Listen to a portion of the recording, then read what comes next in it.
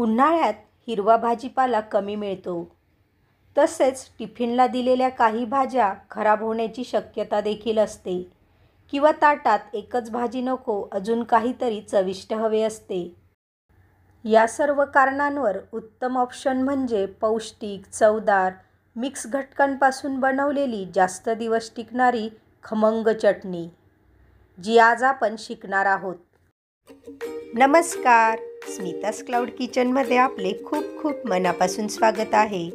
अशाच मस्त चमचमीत रेसिपी पाहण्यासाठी स्मिताज क्लाउड किचनला सबस्क्राईब करून बेल आयकन प्रेस करायला विसरू नका. चटणी तयार करण्यासाठी प्रथम सर्व घटक भाजून घ्यायचे आहेत. त्यासाठी गॅस पेटवून त्यावर मी कढई ठेवून घेतली आहे. कढईत फक्त 1 छोटा चमचा तेल टाकून घ्यायचं आहे.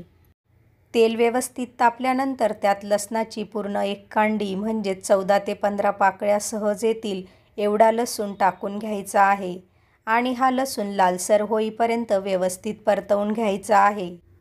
गॅसची फ्लेम मिडियमच ठेवायची आहे, म्हणजे लसणातील पाणी हळूहळू अगदी पूर्णपणे निघून जाईल. लसूण लालसर परतवून झालेला आहे. यात आता स्वच्छ कढीपत्ता टाकून घ्यायचा आहे. कढीपत्ता जरा आवडीनुसार थोडा जास्त देखील टाकू शकतात. कढीपत्त्याला देखील जरा कुरकुरीतपणा येईपर्यंत परतवून घ्यायचं आहे.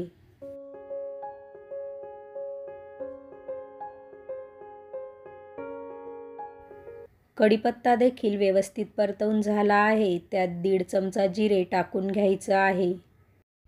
जिरं देखील 1 मिनिट परतवून घ्या आणि गॅस बंद करून घ्यायचा आहे.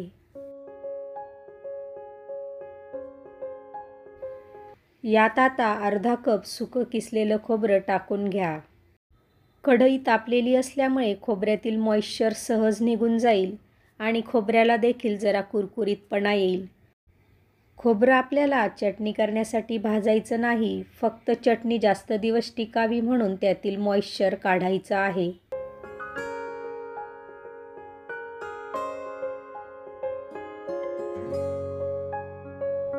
यात आता अर्धा कप तीळ टाकून घ्यायची आहे. ही तीळ मी आधीच भाजून ठेवलेली होती. इथे हे लक्षात ठेवा की तीळ ही भाजलेलीच घ्यायची आहे. तसेच 1 कप भाजलेले शेंगदाणे देखील टाकून घ्यायचे आहेत. शेंगदाण्याची साल अजिबात काढू नका. साल आपल्या शरीरासाठी अत्यंत उत्तम असते आणि आवश्यक देखील असते.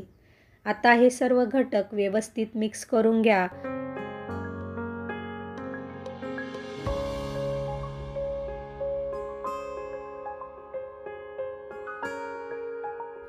चटणीसाठी तयार केलेलं हे मिश्रण आता पूर्णपणे थंड होऊ द्यायचं आहे. मिश्रण अगदी पूर्णपणे व्यवस्थित थंड झालेलं आहे. कढीपत्ता तर हातात सहज चुरला जातोय, तुम्ही इथे बघू शकतात. यात आता आवडीनुसार लाल तिखट टाकून घ्यायचं आहे.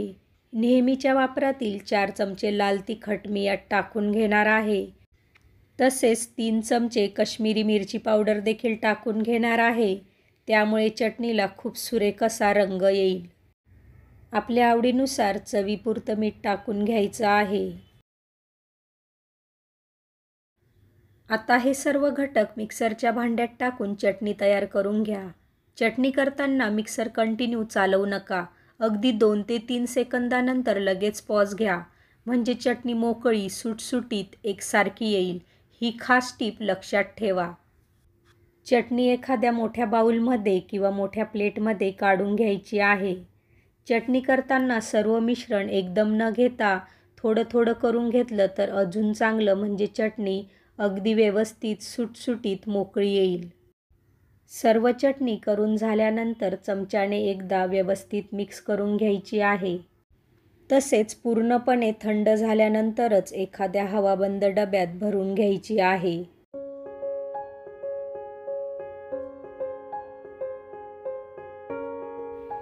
अगदी रव्यासारखी मोकळी चटणी इथे तयार आहे. चटणी तयार करताना सर्व टिप्स आवर्जून फॉलो करा. ही चटणी खमंग, चविष्ट तर आहेच, पण सर्व घटकांमुळे ती पौष्टिक देखील आहे. तुम्हाला माझी ही आजची रेसिपी कशी वाटली ते मला कमेंटमध्ये नक्की कळवा. आवडली असेल तर लाईक करून माझं चॅनल सबस्क्राईब करायला विसरू नका.